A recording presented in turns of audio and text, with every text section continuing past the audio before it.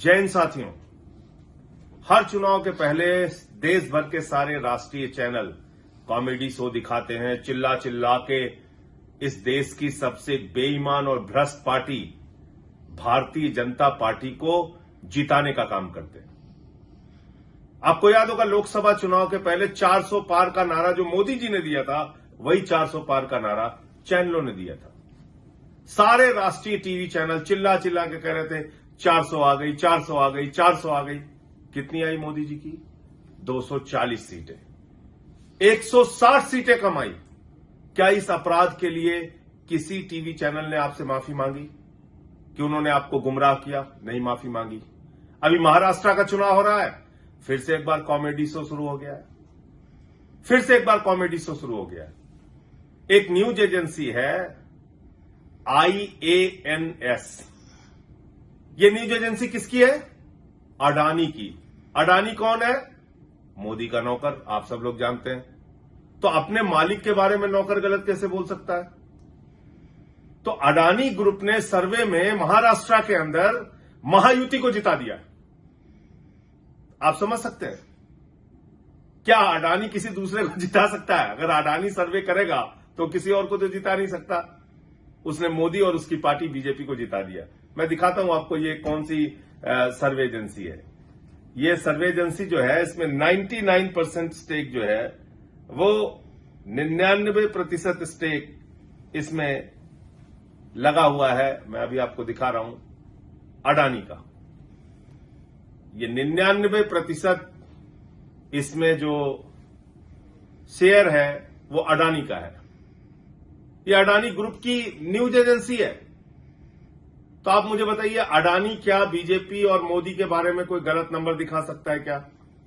कोई गलत नंबर दिखा सकता है क्या? और दूसरी मजेदार बात आपको दिखाता हूं। ये सर्वे है या मजाक है, इसको कॉमेडी शो में मैं क्यों कह रहा हूं? क्यों कह रहा हूं कि आप लोग हंसी और मजे लीजिए।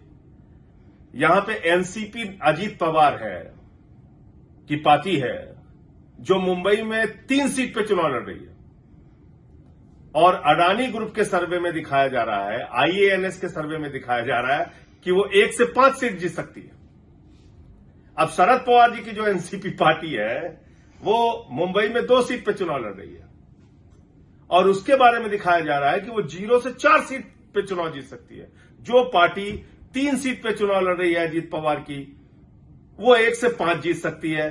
जो पार्टी 2 सीट पे चुनाव लड़ रही है शरद पवार की, वो पार्टी 0 से 4 सीट पे चुनाव जीत सकती है। ये क्या मजाक है? और कहां सोया हुआ है हमारा गूंगा बहरा चुनाव आयोग? क्यों हजारों करोड़ रुपए देश का चुनाव आयोग के ऊपर बर्बाद हो रहा है? क्यों नहीं रोक लगाई जाती चुनाव आयोग के द्वारा ऐसे सर्वे के ऊपर? ये प्रायोजित सर्वे, ये मोदी जी के नौकरों और उनके इशारे पर नाचने वाली कठपुतलियों के सर्वे, इसको क्यों नहीं रोका जा रहा है? तो इसलिए इस पे मत ध्यान दीजिएगा। और पूरे महाराष्ट्र में इस समय एक ही नारा चल रहा है, गद्दारों को माफी नहीं। छत्रपति शिवाजी महाराज की मूर्ति में जिन्होंने घोटाला कर दिया, उनको माफी नहीं। जिन्होंने महाराष्ट्र से 2 लाख करोड़ की योजना निकालकर बाहर लेकर चले गए, नौजवानों का रोजगार छीना, महाराष्ट्र का विकास रोका, उनको माफी नहीं। मोदी को, बीजेपी को हराइए और महाविकास आघाड़ी को जिताइए। जय हिंद। 2 खबरें एक साथ सुनिए। पहली खबर, बड़ा खुलासा अजीत पवार ने किया है कि जब 2019 में अमित शाह चुनी हुई महाराष्ट्र की सरकार को गिरा रहे थे, तब उस मीटिंग में गौतम अडानी भी मौजूद थे। अब दूसरी खबर सुनिए।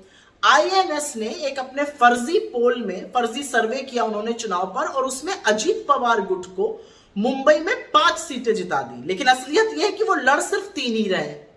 अब आगे सुनिए। IANS के मालिक वही गौतम अडानी है जो सरकार गिराने वाली मीटिंग में शामिल थे। और दूसरी बड़ी बात, ये वही गौतम अडानी है जिनको लाखों करोड़ों रुपए की मुंबई की जमीन कौड़ियों के दाम पर फडणवीस और शिंदे की बीजेपी सरकार ने दी है। सूचना समाप्त हुई। खेल आशा करती हूं आप समझ गए होंगे।